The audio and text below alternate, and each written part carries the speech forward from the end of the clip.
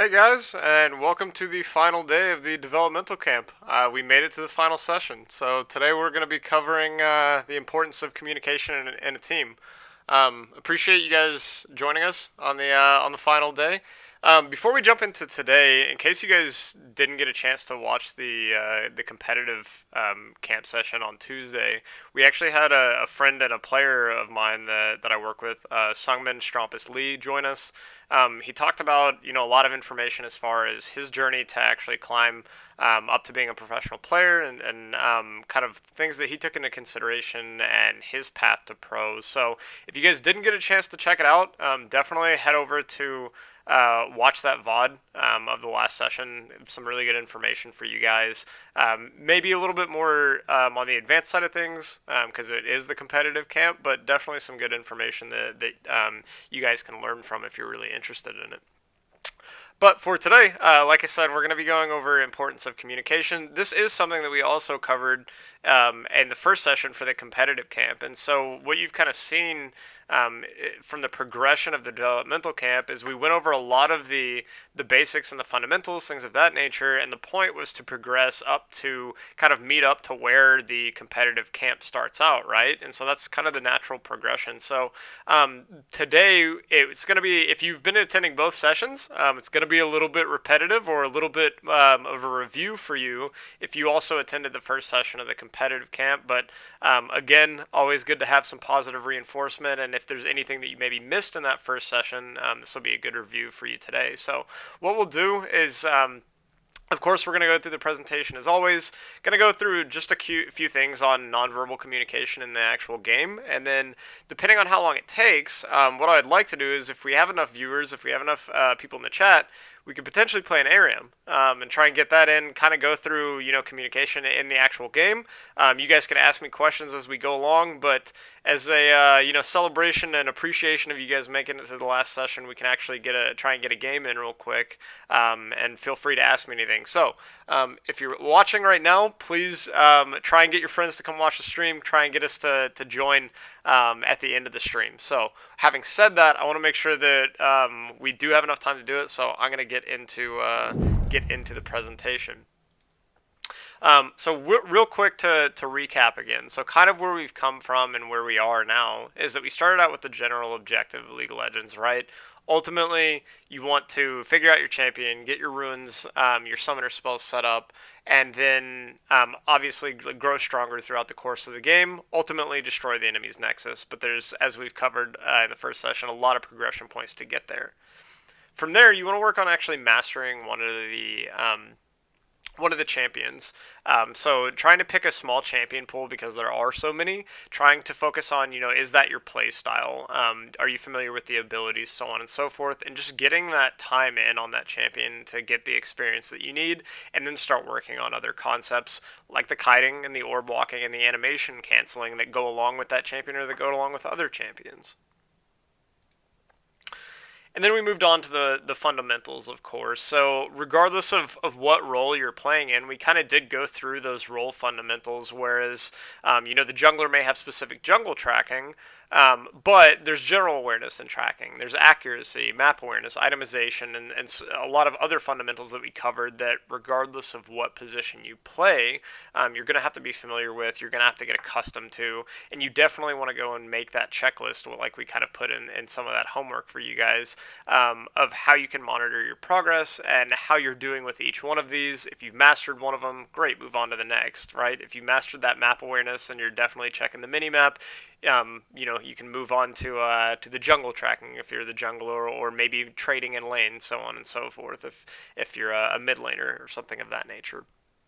But to go hand in hand with today's lesson, one of the other fundamentals that we discussed was communication, right? How the communication plays a role in a team environment, and that's exactly what we're going to dig into today. And so the first thing that I want to talk about is, a lot of people look to esports not just because it's fun and you get to play a game and the competition and whatnot, but there's a lot of skills development that goes into esports, and you can see all these here on the screen. Everything from problem solving to respect for your teammates or discipline of showing up and making sure you're practicing. But the one that we're going to talk about today, communication, it goes into anything that you're going to do in life. Being able to properly communicate with, your boss, with your employees, with your friends, with your family, with your teammates, with your teachers. And so I think that it's a valuable skill that you can take with you anywhere in life. But the great thing is that you get some exposure, and you get to actually learn through esports how you can properly communicate with the team, what's effective and what's not. So what exactly does the communication do? And that may sound, overly simplistic, but it enables us to inform our teammates of the information that they're not aware of, right? So if you're in the bot lane and you're playing AD carry, and the other AD carry blows their flash, let's say, and your mid laner may not be aware of that, right? He was in the middle of a skirmish mid lane. He's not able to actually look. So being able to communicate that effectively enables your mid laner to potentially roam down later and potentially gank for your lane. Same thing with your jungler, right? Is if he's at the top side of the map and he's maybe trying to help the top lane, and you're able to call out that, hey, Flash is down bot lane. That communication is, obviously very helpful and informative to them, so that they're able to make a bigger impact across the map, and they're able to make better strategic decisions for themselves, for you all, and you guys can act as a cohesive unit, as a team, to be able to actually come out on top for the match. So I like to always differentiate there's a lot of people think that, just because they're talking, that's communication, right? But ineffective communication is just talking. And I always like to differentiate those two. So, like, oh crap, I died, or something of that nature. Basically, just you're exhibiting frustration or showing emotion towards maybe a poor decision that was made, or maybe a poor outcome that occurred.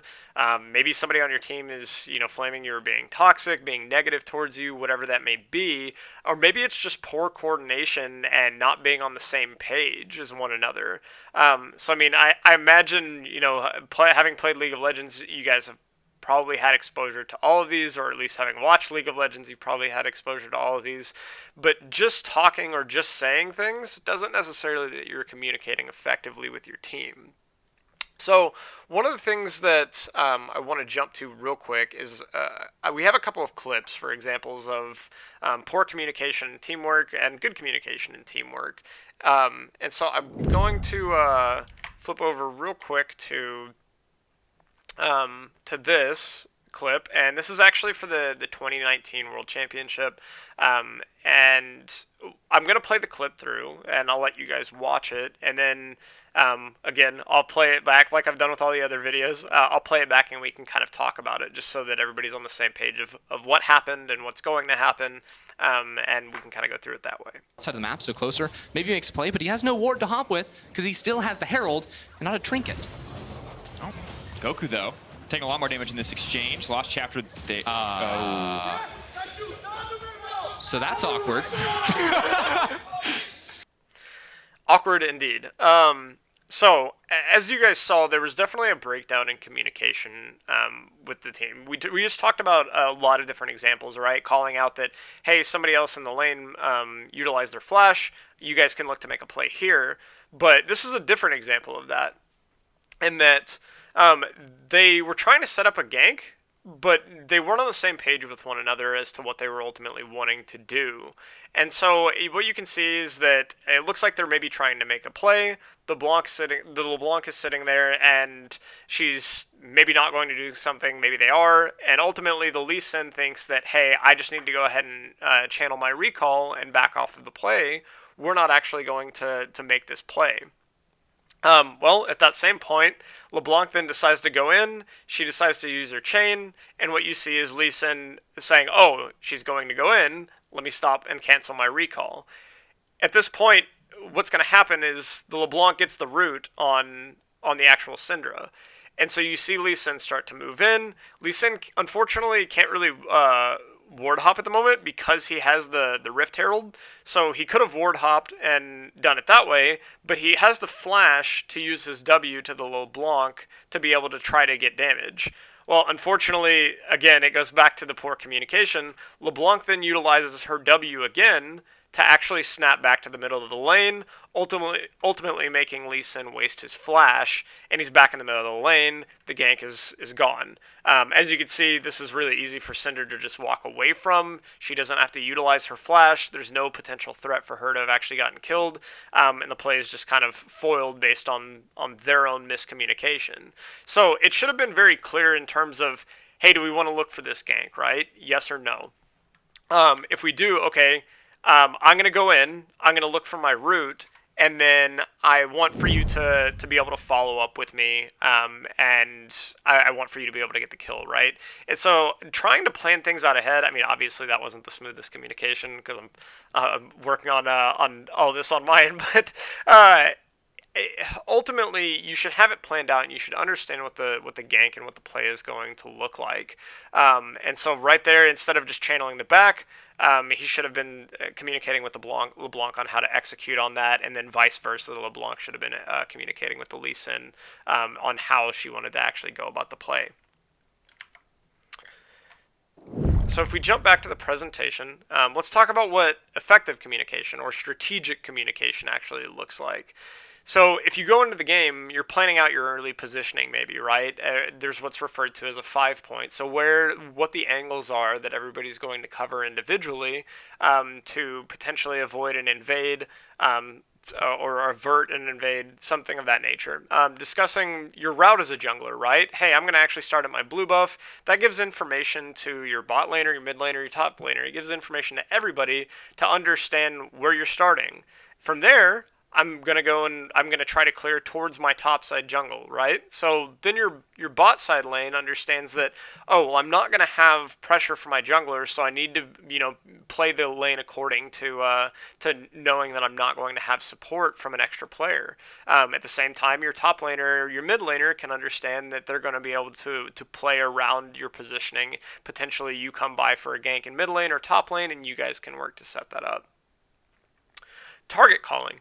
So if you guys are going to go into a team fight, are you actually all on the same page as to who you should be going after, right? So are you guys all focusing the front line? Are you going on the tank? Or are you guys actually, looking at trying to get their mid laner or their AD carry? Everybody needs to try and be on the same page as one another for who they should be trying to fight. And then cooldowns. So abilities, items, summoner spells, trinkets, so on and so forth. There's so many things in this game that you can communicate cooldowns on. And so I think that whenever we go into game here in a little bit and talk kind of about the ping system and like being able to ping the scoreboard and everything, it's really good information to always be able to relay to your teammate. Because again, not everybody is going to have communication or awareness like Faker. Not everybody's going to know what's going on simultaneously. So being able to relay that information is of vast importance. And then conveying vision positions for neutral objectives, or just in general, if your jungler's trying to take a specific path, but they've been warding that way the entire time, they need to be able to know that so that they can path accordingly, things of that nature. Or if they've had wards in a specific area where you guys are trying to set up something for, Baron or for Dragon, whatever it may be. So with that, again, we will go back to some of the clips that I set aside for us. And again, I'm going to play this one through. I'll let you guys watch it, and then we can kind of talk through it. And this is actually going to go back a couple of years to MSI, whenever it was G2 versus TSM. Rumble ult, I think. Number 2 now. Ivan! Ivan a flash, Ivan a flash. Ivan! Nice. Slowly. I can fly. Can we hit now? G2, North America in a 5-on-4. Use the equalizer. That shockwave connects. Wild Turtle and Bioshock are forced away from the tower, and G2 continue to siege. This is huge momentum for G2. They're inside the base. The base towers are down. The Nexus is the focus. Sven continues to play on the front foot. 45 seconds before Sven Skaren comes alive. G2. Wait now, back now. I can flash. Chase to flash.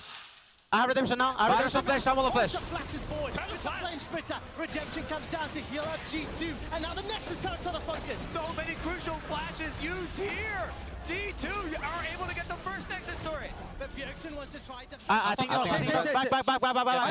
Ivan, change, change. Go, we're all low HP, we're all No, low HP. come, please me. Okay. They don't need to risk it all on this play right now. But then- Change. There's no flash. Nice. Nice. Come on, no flash. Harder. Nice. Going. Oh my God. All right, so a little bit of a longer clip for us to break down, and I went back way too far. There we go. At the onset of this game, at the onset of this clip, they're obviously working on taking this tower, and they're communicating how the ultimates are going to go, right? So who they want to go on and what the ultimate situations look like. They're saying that they think that Rumble has no ultimate, so that's important information for everybody to have that maybe not everybody notices, but setting those expectations as far as what ultimates does the enemy have helps you understand what your positioning should be, helps you understand how you should play the fight, and if you guys are capable of even fighting in the first place. So at this point, Ivern has no flash, so they're able to actually catch him out. He says he's calling to target Ivern the entire time. So again, that goes back towards actually calling, who they want to look to go on ultimately. So they catch him out. They're able to make a play, get damage on him, and ultimately get the kill. Now I think that this is where, as you guys work to climb and to kind of go down that developmental pathway in League of Legends, I think that this kind of position that G2 is in currently is where a lot of people get really fixated on having an adrenaline rush and just going with the momentum. And so you've just gotten a kill, you clearly have a numbers advantage, you have creeps, you have Baron buff, and so everybody gets all excited and they get overzealous, and it's like, oh, okay, well now we can get the tower, now we can finish the game.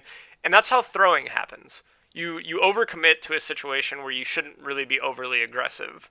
And so right now you can see them backing off. They're not full committing, they're not trying to dive anybody under the tower, and they're baiting out ultimates, and they still have this room to escape, and they're communicating that with each other as far as how they want to take the tower, and so they're trying to say, to take the tower slowly. They're not necessarily trying to rush it down. Ultimately, they're able to get to exchange a little damage onto the other team. They take a decent amount of damage themselves, but they're able to still keep going with this creep wave because they've communicated that, hey, let's take the tower slowly. We don't have to take it instantaneously. We don't have to force anything of that nature. That gets them the inhibitor as well. If we keep going through this clip a little bit more, you can see that some of their teammates are calling to back now, that they need to back off. And this is where the trust component of trusting your teammates comes in into play. Is you have one player that's saying, I can flash. You have another player that's saying, we should back. And so part of it is trusting your teammates. And again, being able to figure out how you guys are going to play together. So ultimately, he's able to get damage onto the Jace, and he forces Jace to flash at this point. So Jace is very low on HP. It's essentially a 5v3 at this very moment because Jace is going to have to go back to heal. So while their team is saying that, I have redemption, we can come back and heal, they're still considering if they should back or not. But you see Expect on Gragas saying to basically trust him. That, hey, I know that you guys want to back, but just trust me. Because what you have to realize is that whenever you have this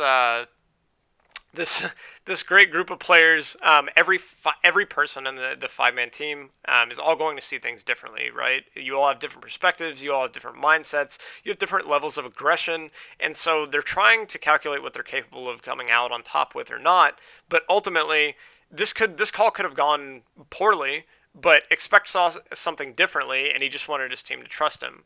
So he again calls it out. They're cluttered communication for a second. They're trying to decide on the call, and Expect says, believe me. And so ultimately, you saw right there the team say, okay. So they're all going to trust him. They're all going to believe him. The game's kind of in his hands, but he knows that, again, Jace has no flash. He has Gragas, and if you remember back to the animation canceling, session, you can animation cancel Gragasy with Flash, or you can pull off some very tricky plays rather with that they're not expecting. So you have to set up the creep wave accordingly. He's calling out to go on Jace, and he does exactly that. He's able to E-flash onto him to get damage, and they're able to successfully close out the game. So with that, that wouldn't have been able to actually take place had they not trusted him, had they not made the communication all the way from the secondary tower that they took all the way to the Nexus. If they weren't communicating like that, if they weren't having a conversation about the ultimates, about how to take the towers, about who they're going to engage upon, it would not have been as successful. So always make sure that you're trying to relay as much important information as possible. Excuse me. Another thing to consider is that as you do shift through different phases of the game, that the focal point of the communication is going to shift. It's not always going to be the same thing. You're not always going to need to focus on the exact same thing. So again, communicating your early jungle path as a jungler or your mid game or where you want to position, that's really helpful. But as you go into the late game, you're focusing on the macro concepts, so you have to analyze it from the standpoint of early, mid, or late game, and how the game's going to shift, and how your communication needs to shift. Another thing that a lot of people don't necessarily think about or kind of take for granted, though, is the communication that takes place in Champion Select. So I'll give an example that I actually had a coaching session with somebody that was from one of these lessons, and I was working with him, and he went into his game, and he had somebody who said that they wanted to play Ahri support in a solo queue game. And instantaneously, nobody's always excited to hear, hey, I'm going to play Ahri support, right? Because Ahri support's not necessarily meta, people aren't familiar with it. What you guys have to keep in mind whenever you go into Champion Select is that there are some unorthodox picks out there that just because it's not seen in pro play doesn't mean that it's not effective, or doesn't mean that it can't work in solo queue, because crazy things happen in solo queue all the time. And so he asked me, he said, hey, should I dodge? And so I went and I looked up the Ahri, and it wasn't a matter of the Ahri wanting to troll the game. The guy just really only played Ahri. He had a substantial amount of games on the Ahri and had over a 60% win rate, which is pretty good. His KDA was great. The statistics that he had were great. And I said, no, you don't need to dodge the game. Well, the game plays out. The Ahri is actually very effective. She's roaming all over the place, trying to make plays whenever the lane opportunity presents itself with the positioning. And ultimately, he's playing AD carry and ended up going, I think it was 4-0 and 8. And I asked him after the game, I said, could you imagine if I had told you to dodge that game? And so I think that communicating in Champion Select, be it in solo queue or team play, either one is extremely effective, especially if you're going to play something unorthodox, because everybody's default perspective is that, oh, you didn't get the position you want, you're just trolling the game. So if you're going to play something unorthodox, hey guys, I would really like to play this. I'm not trying to troll, this is what I play. Just being upfront with your teammate. If you're going into a team environment, you want to have the entire draft typically drawn out as to what you guys are going to potentially look to do, as well as a couple of options, because obviously the bans can negatively impact what you're going to look to do. But again, a lot of people kind of overlook that, and they just take the communication to mean that, oh, in game we need to communicate effectively. But being able to set yourself up for success in Champion Select is another really important aspect of the game. So nonverbal communication. I know that it's not always practical to be able to type everything in things like a solo queue game. Not only that, not everybody really wants to type everything out in general. And so there's the great ping system that Riot implemented that wasn't always there, but was very helpful once they did implement it. So being able to utilize the ping system effectively is another really good way to be able to actually communicate with your team in a efficient manner, right? So if you think about it from the standpoint of, well, my mid laner went missing, right? Okay, well, I have to stop whatever I'm doing. Maybe I'm trying to CS, or maybe I'm trying to roam myself in the opposite direction. Maybe I'm trying to back and buy items, whatever it may be. If you're trying to type out, hey, my mid laner is missing or whatever, watch out, that takes a couple of seconds versus if I'm able to just go and casually ping the enemy missing question mark or whatever it may be in mid lane repeatedly, you're going to be able to get that information across a lot more quickly. As well as if you know that they're roaming towards the bot lane, you could ping the danger symbol, right? And then they're going to get the idea that, oh, okay, somebody's probably coming here. We need to back up and not overcommit. So I think another great tool that goes underutilized is the area's warded ping, because it's not in the ping wheel, but you can actually go and bind it individually as you can with everything else. But you go and you bind it individually, and that's the ping that you see with the red eye, is that being able to communicate again, if they have vision that they've been setting up the entire time, being able to understand that and relay that information to your teammates so that they understand, hey, there's likely going to be a ward here, or they have a ward there that I need to go and destroy, really helpful. And then, of course, like we talked about earlier, being able to ping on the scoreboard, which I'll go through here in a second, actually in-game, the abilities, the items, the timers, and so on and so forth. So if somebody just used teleport, being able to ping that, hey, they used their teleport. If somebody just used their ultimate, being able to ping that. If somebody on the other team bought a Zanya's and they just used that, being able to ping that item. So again, these are a lot of different ways where it doesn't always have to come from the standpoint of verbal communication if you're in chat, or from trying to type an entire long sentence out, but you can ping all of these things to be able to relay that communication and that information to your teammates so that they're still able to act upon it. So with that, let me jump into a practice tool game real quick, just so I can go over the ping system in case you're unfamiliar with it. Nothing too complicated or complex or time-consuming, but definitely something that that we can cover real quick to make sure that you guys are set up appropriately for that and familiarized with it. From there, I'm going to, of course, leave you guys with a few things to work on around communication, and then I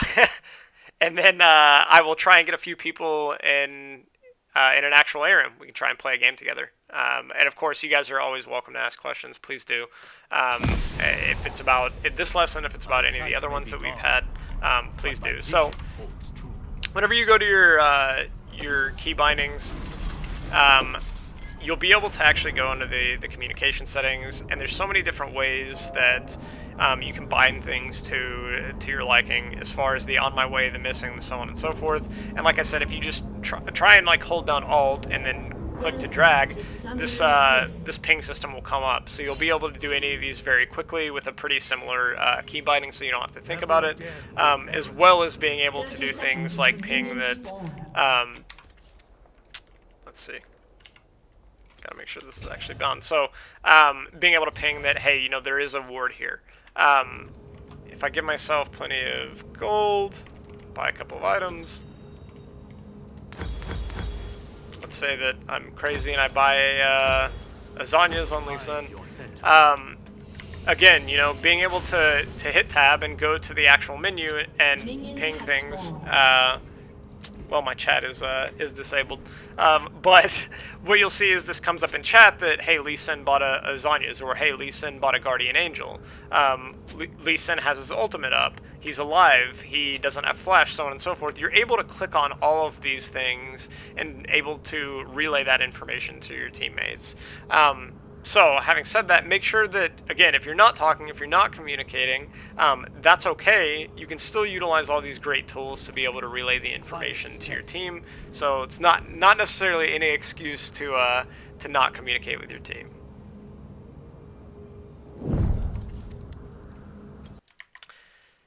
So, what is your final homework?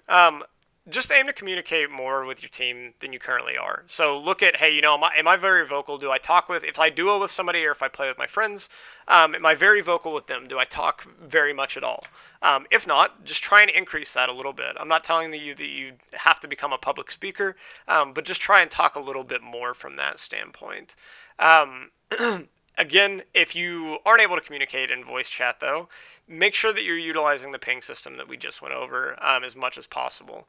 But most importantly, always try to avoid gravitating towards negativity. I know it's really easy, especially if you really want to win and you're really competitive and whatnot, or you're just not doing well, or your team's not doing well. It's always easy to gravitate towards that feeling of negativity and toxicity, but just avoid doing that entirely. Try to stay optimistic and try to just positively communicate. If you guys are behind, the way that you can get an advantage and get back in the lead and back in the driver's seat is to keep your communication up.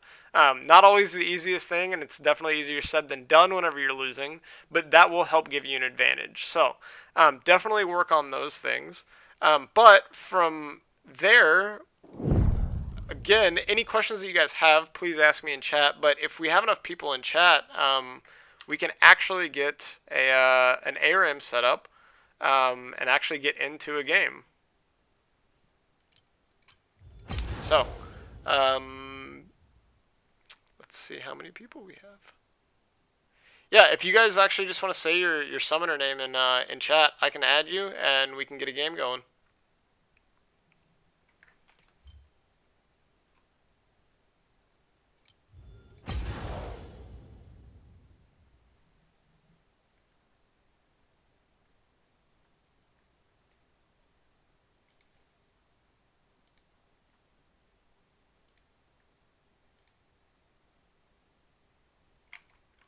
Yeah, we got one.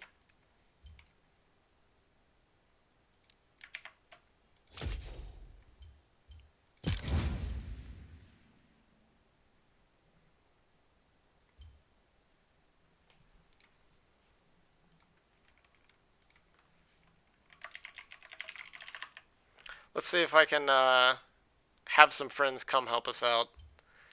So Cypher, I should have you should have gotten a message or a request from me. If not, let me know.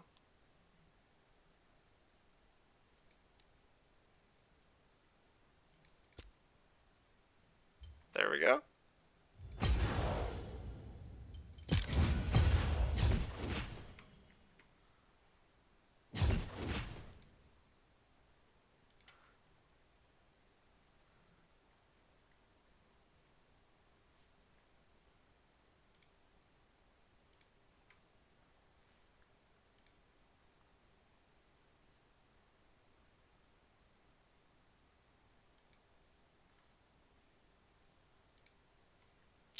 I'm asking I'm bringing in reinforcements, guys. So no, you're not trash, man.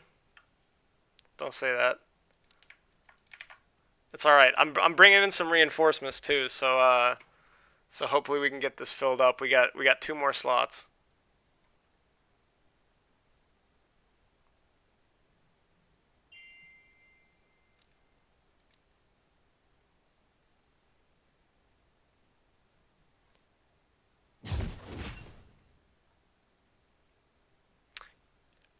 I am sad to say that I'm actually unable to invite you, Josh, because you have to be level 3 to play an ARAM.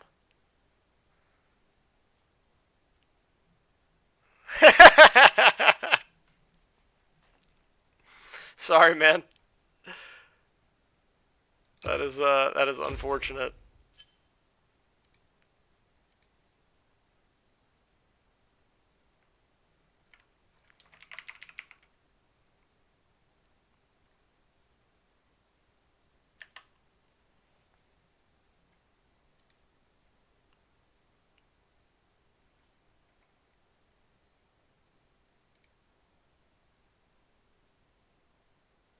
Valorant level should count. True, very true. You just have them carry over the level system from League of Legends to Valorant and have that be your Riot account level.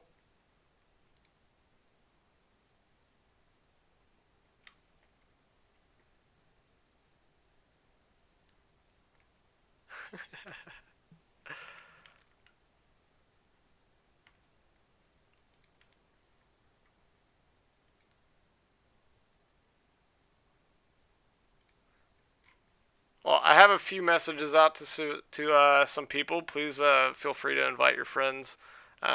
We can try and get this filled. If we can get maybe 2 more people, we can go ahead and go, and we'll see who the 5th is that we get put with.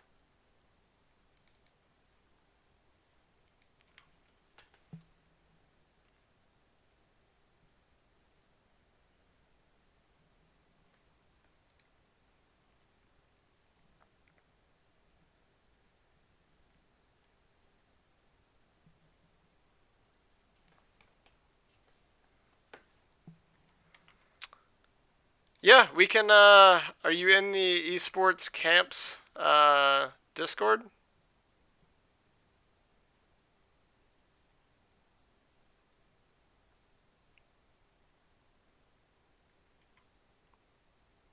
Yeah, let's hop in the LOL Development Camp voice channel whenever we're able to get people in there, and then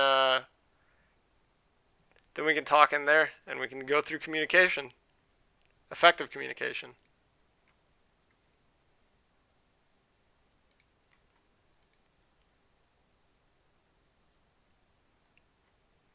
All right, we got one more.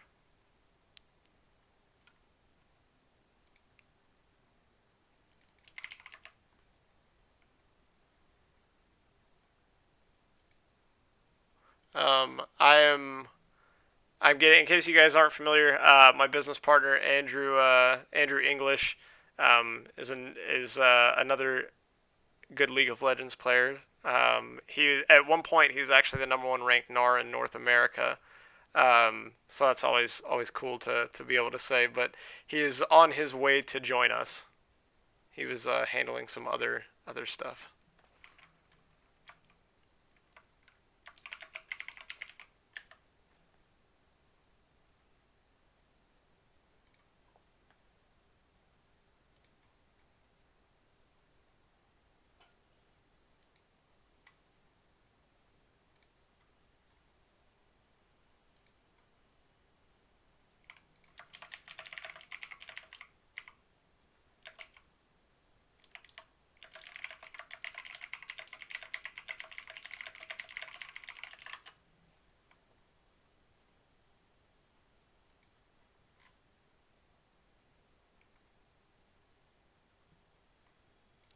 All right, there we go.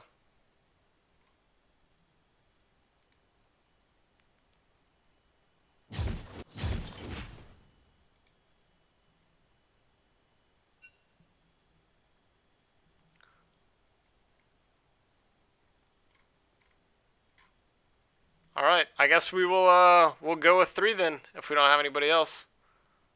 And I'll hop in the Discord server.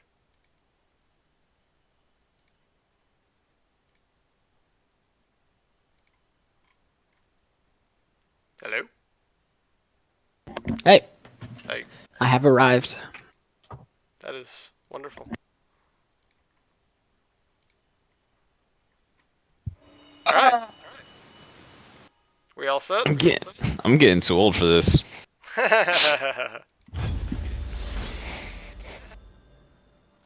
Thanks for joining us, man. Oh, it's fun. Yeah, I decided to give this game a try a couple days ago. Might as well learn it the right way. It's overwhelming at first, man. I will wholeheartedly admit that the trying to learn everything at the start, it can be a little bit overwhelming, but at some point it just becomes second nature, so it's not nearly as bad. Yeah. This game kind of reminds me of when I started playing Rainbow Six Siege. It's just you don't know anything, and then you just have to play, and you Yeah. just learn it. Yeah, it's just so much stuff. Like there's 100 characters. It's like, what? Why? I mean, there's a lot of people that are going through the same thing with Valorant right now too. Is that there's so many League of Legends players who have just gotten used to League of Legends, but they're not familiar with like tactical shooters because FPS. yeah. And I mean, even then, there's a lot of people that they've just played Call of Duty and they're not familiar with like the gunplay systems of Valorant. and so it's a massive transition. So there's always that big time sink on the front end to try and figure things out, but it all comes in time. Yeah, that's what happened with me. Like I got my PC and it's just, oh yeah, you can't aim in CS:GO. When my friend told me that, I literally freaked out. So yeah. Well, hopefully this queue will pop soon. They're not having any issues with their servers, are they? They don't Oh, say there we that. I sadly have limited characters on this account, so. Oh, I get to. Oh, this is random. All right then. It is. So that is one unpleasant thing that a lot of people say about ARAM is that, you know, I don't get to pick my champion. If you view it through the lens of it being an opportunity to learn more champions, though, it's not as bad. You know, I'm gonna be completely honest. I'm not entirely sure when to stop, and I only got one dice left. You get a new role basically every game. So if you still want to roll another, you could. But should I risk it? Is the question. Well, all the champs go up to the top even after you reroll. So if you get something bad, you excuse me, you can just change it back out. Oh, okay. We are, man. We're playing in ARAM because it's the last day of the developmental camp. I should have joined us a few minutes ago. You could have gotten in on this.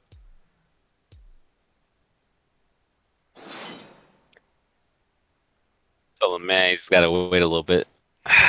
Well, not a little bit, more like half an hour. Yeah, these tend to be a little shorter, so maybe like 20 minutes, but still. Last game I played literally lasted for like almost 40 minutes. Oh jeez. Yeah, they can get pretty long once you start to climb and you get the hang of it. Though the games will get shorter, and that's actually one of the things. On Tuesday we have the last session of the competitive camp, and it's talking about closing out a game.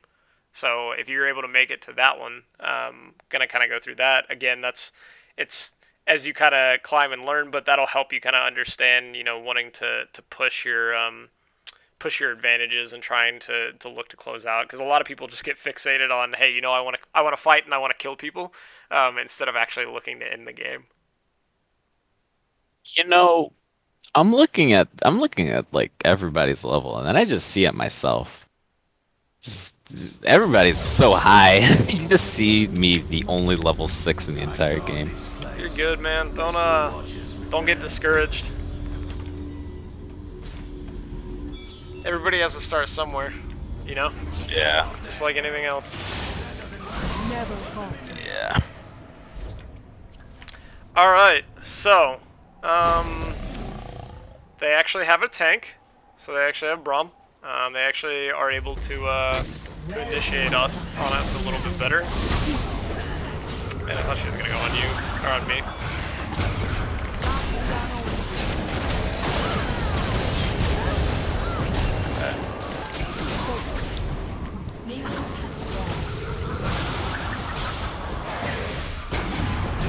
Oh, that's.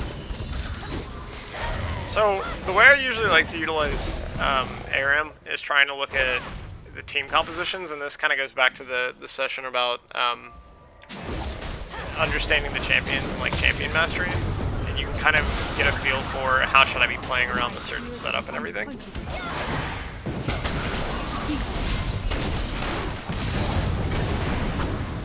But ARAM's also because it's substantially quicker than like a normal game, it also can be just a more fun game mode. Let me know if you're gonna go in, Andrew. Will do. I probably will not be though. No, that's fine. I just mean if they're low. Yep.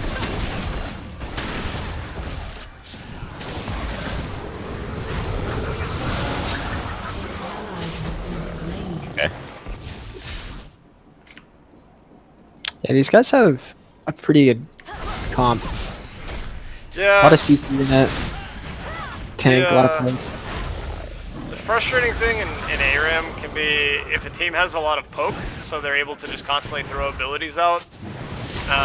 You end up, you know, if you don't have a lot of poke, they're able to just output way more damage early on. Yeah. You kind of have to rely on your positioning a lot.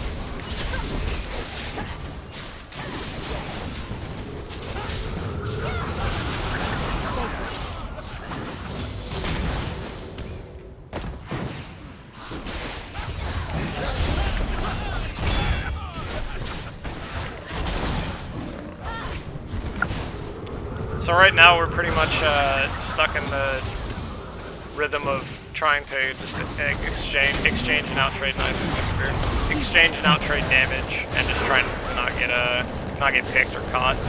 Yep.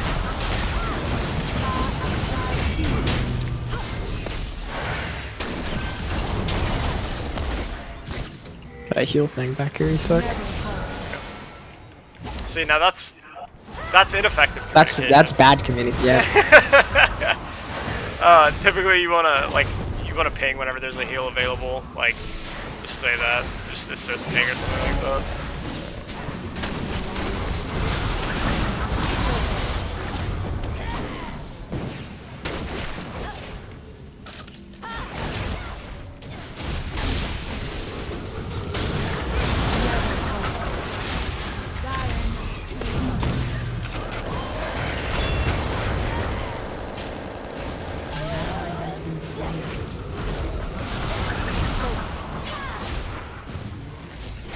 Be careful not to. Never mind. No, I died right after. Oh. Do you want me to go support or do you want me to go AP? I mean, I can go AP. harder than AP. Sure.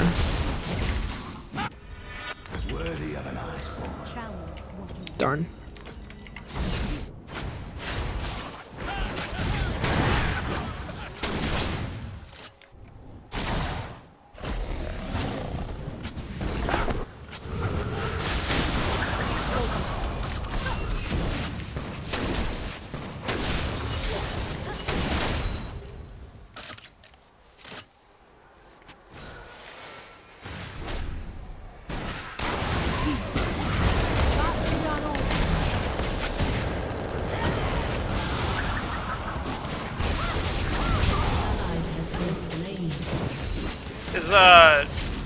Is Graves your go-to character so far? I mean, I know you said you got stuck with random. Do you play Graves at all?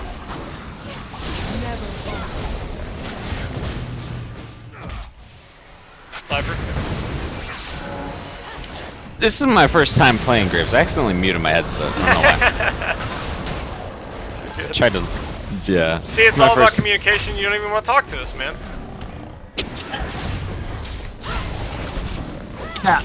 No, that's not. No, that's not how that works. No. Who's your go-to champion so far? Right now, the person I played most is Tristana. But I've done pretty okay with her. But I know, I understand that like she's a bottom player. Okay. Yeah, she can. Wait, she can am I the be only one used. who's having this? Oh, looks like you disconnected. Enemy killing spree. An enemy has been slain.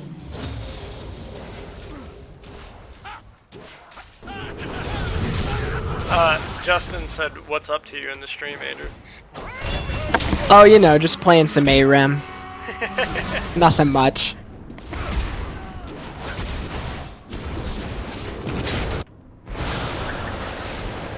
I'm coming, man.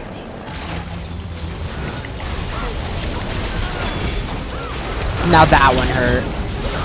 Alright. I don't understand what just happened, but something happened. Well, you're back, so we're good. Yeah. Yeah. I thought I was gonna have to restart my computer. And that would have sucked.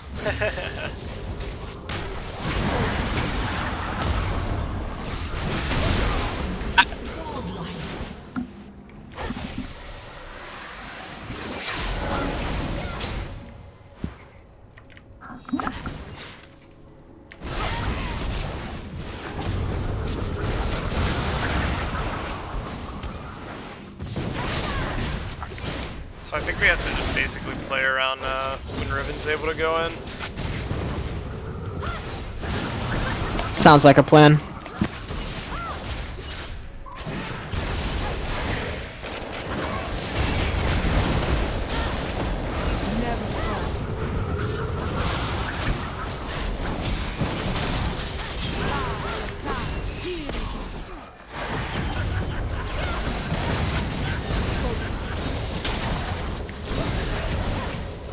I have a Arden on my next back. So at least help with the sustain a little bit. I finally got ultimate.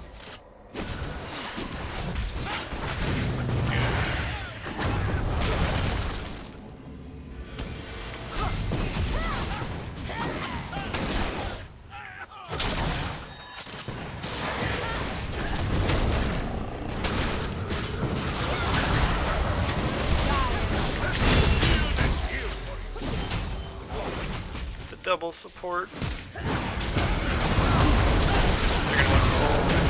Now that one hurt.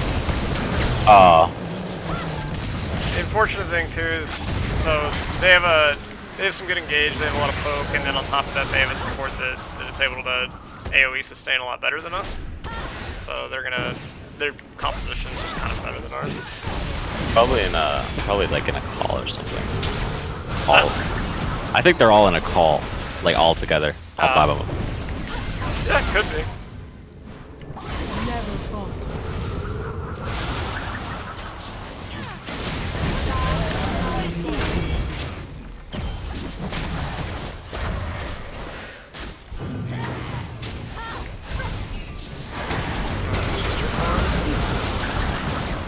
Dead.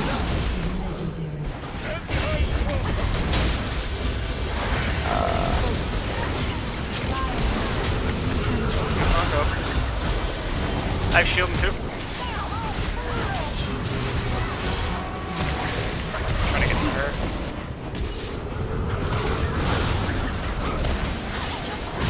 Shield for you.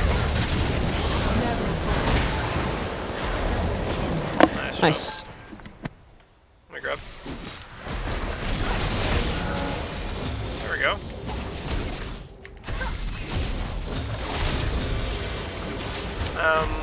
I probably need to get executed right here so that I can actually go back and buy.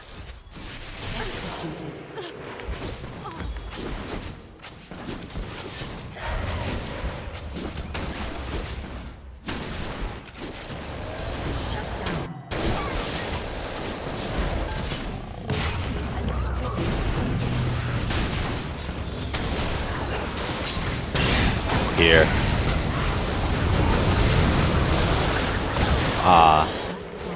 There we go. Corki's starting to do some damage now. An enemy has been slain.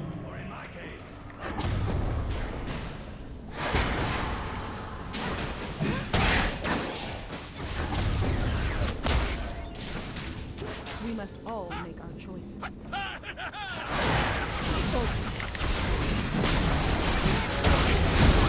Oh man, that was a misplay by me. That LeBlanc hurts a little bit right now. Yeah. Just 13-1.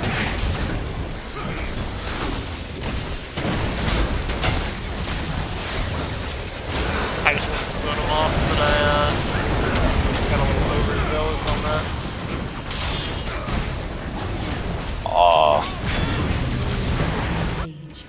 I'm genuinely surprised I'm not dead. It was a full reset. Never fall.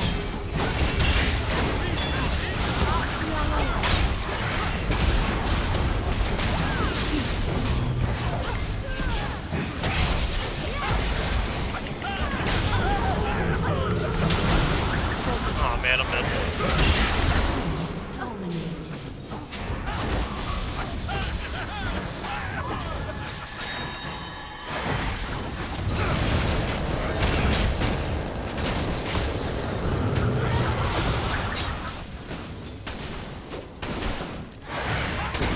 Up to 7.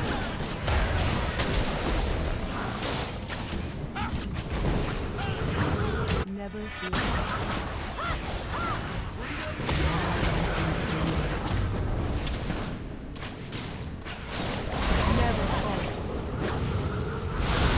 You alright there, man? You hurt? Yeah. Oh, you know. I think the Braum is like really low. Okay. It's all the Riven, man. We're playing with Box. Okay. Or Adrian. Oh, give it to him.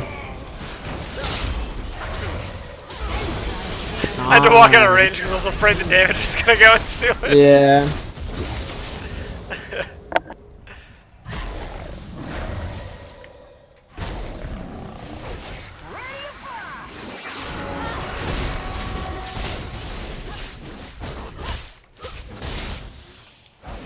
Ult's ready.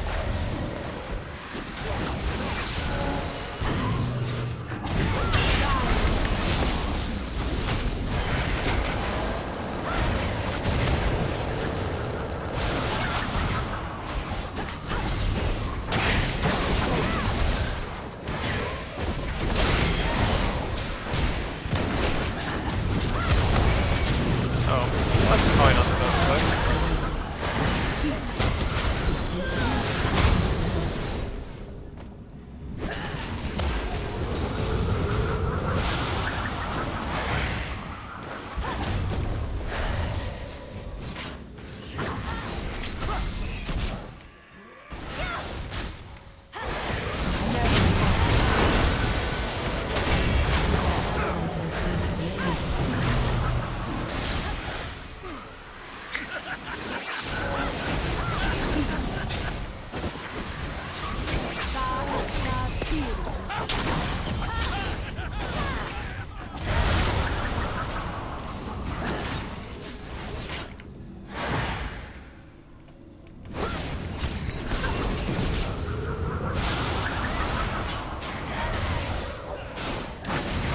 We can make it. That we can.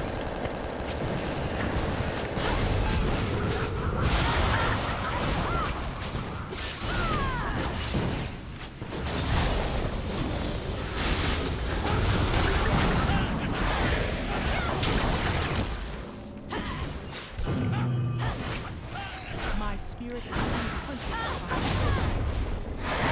Never falter. So much damage.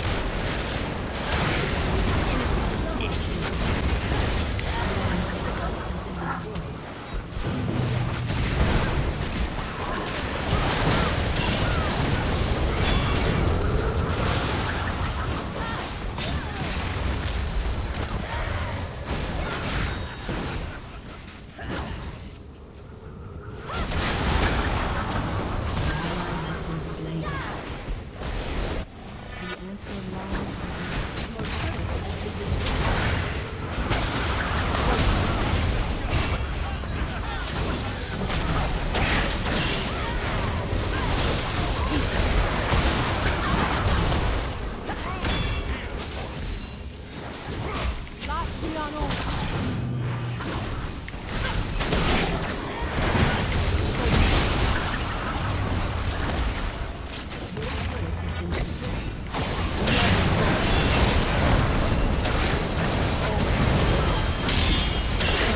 I got stunned. It's not looking good right now. It's not looking bad.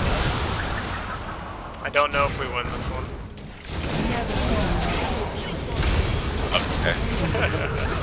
That's alright. Can't win them all, man. Well, I appreciate you you jumping in to at least play a game with us, man.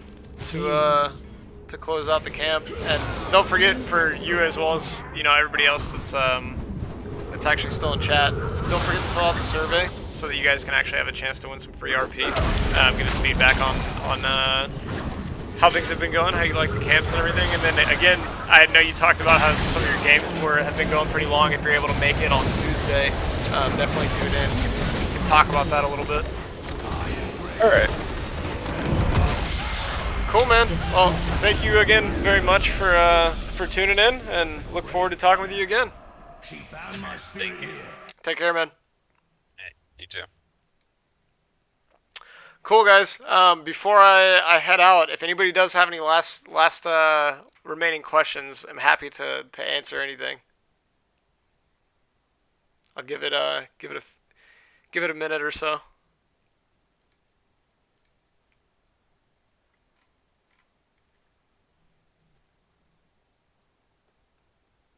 Any questions about why we just got stomped in that ARAM or anything of that nature?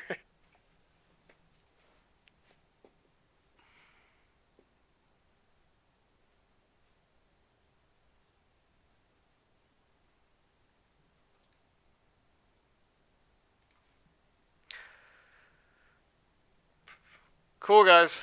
Well, with that, I do appreciate you guys again making it to the last session. Hopefully you're able to make it to the last competitive camp session on Tuesday as well. But we will look forward to talking with you guys again and seeing you in further camps. Y'all have a good day and take care.